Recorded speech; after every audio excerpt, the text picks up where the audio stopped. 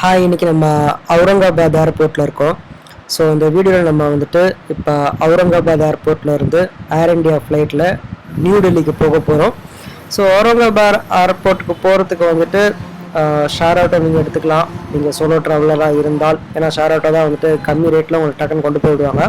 இதில் அடுத்து ஒரு பட்ஜெட்டான ஒரு வெஹிக்கிள் என்னென்னு கேட்டிங்கன்னா பஸ் தான். ஸோ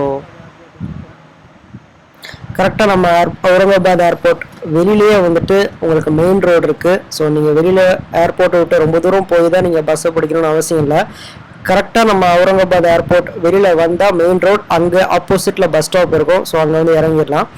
ஸோ இல்லைனா உங்களுக்கு வந்துட்டு ஊபர், ஓலா எல்லா ஃபெசிலிட்டிஸும் இங்கே அவைலபிளாக இருக்குது மகாராஷ்டிரா அவுரங்காபாத்தில். ஸோ இப்போ நம்ம வெயிட்டிங் ஏரியாவில் உட்காந்து நம்மளோட போர்டிங் பாஸ் வாங்கிட்டு நம்ம இப்போ டிபார்ச்சர் ஏரியாவில் உட்காந்துருக்கோம். ஸோ இங்கே எல்லா ஃபுட் காஸ்ட்டும் வழக்கம் போல் காஸ்ட்லியாக தான் இருக்குது. ஸோ எடுத்தாலே மினிமம் ஒரு 200 ருபீஸ்லேருந்து ஆரம்பிக்குது. ஸோ இப்போ நம்ம டிபார்ச்சர் ஏரியாவில் நம்ம இப்போ உட்காந்துருக்கோம். ஸோ வெல்கம் டு அவுரங்காபாத் எல்லாமே போட்டிருக்காங்க. ஆக்சுவலாக மகாராஷ்டிராவில் வந்துட்டு most of the people Marathi language தான் பேசுவாங்க. ஸோ ஹிந்தி அப்படின்றது ஓகே, பட் மெயின் பீப்புள் வந்து மராத்தி தான் இங்கே வந்துட்டு லாங்குவேஜ் அவங்களுக்கு. ஸோ இப்போ நம்ம ஃப்ளைட்டை போர்ட் பண்ணுறதுக்காக போகிறோம். ஆக்சுவலாக பார்த்துட்டிங்கன்னா இது வந்துட்டு ஒரு நைட் ஃப்ளைட். ஸோ நைட் ஃப்ளைட்னால நம்மளுக்கு வந்துட்டு வெளியில் பார்க்கும்போது எதுவுமே தெரியாது, கம்ப்ளீட்டாக வந்துட்டு வெளியில் டார்க்காக தான் இருக்கும். ஸோ இந்த ஃப்ளைட்டில் பார்த்துட்டிங்கன்னா ஏர்பஸ் A320 மாடலில் ஃப்ரண்ட்டில் பிஸ்னஸ் கிளாஸ் இருக்கும், பின்னாடி எல்லாமே எக்கானமி கிளாஸ் சீட்ஸ் இருக்கும். ஸோ இப்போ நம்ம பின்னாடி உட்காந்துருக்கோம். ஃப்ளைட்டும் டேக் ஆஃப் ஆகிடுச்சு.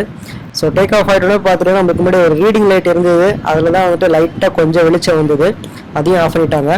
ஸோ இதுதாங்க நம்ம ஃப்ளைட்டோட ஃப்ரண்ட்டில் இருக்க அந்த எக்கனாமிக் கிளாஸ் சீட்ஸ்.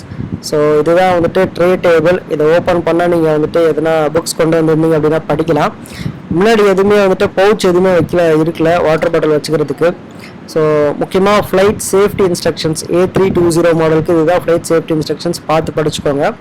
ஏர் இண்டியா ஃப்ளைட்டில் நீங்கள் ட்ராவல் பண்ணுறதா இருந்தால் உங்கள் ஃபுட் எல்லாமே காம்ப்ளிமெண்ட்ரியாக ஃப்ரீயாக வந்துடும்.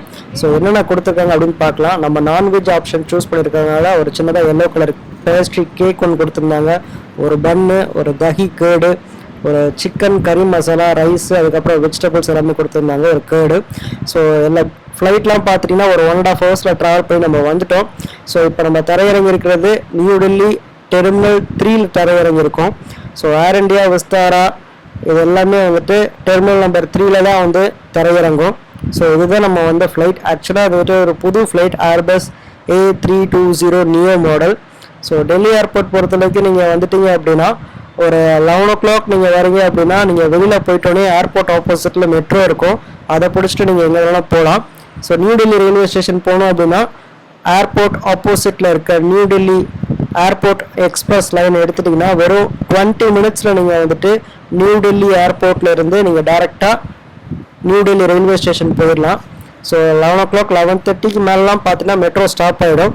ஸோ இதை தவிர்த்து வேறு எதனா டவுட்ஸ் இருந்தால் கமெண்ட் செக்ஷனில் கமெண்ட் பண்ணுங்கள், நான் அதில் ரிப்ளை பண்ணுறேன்.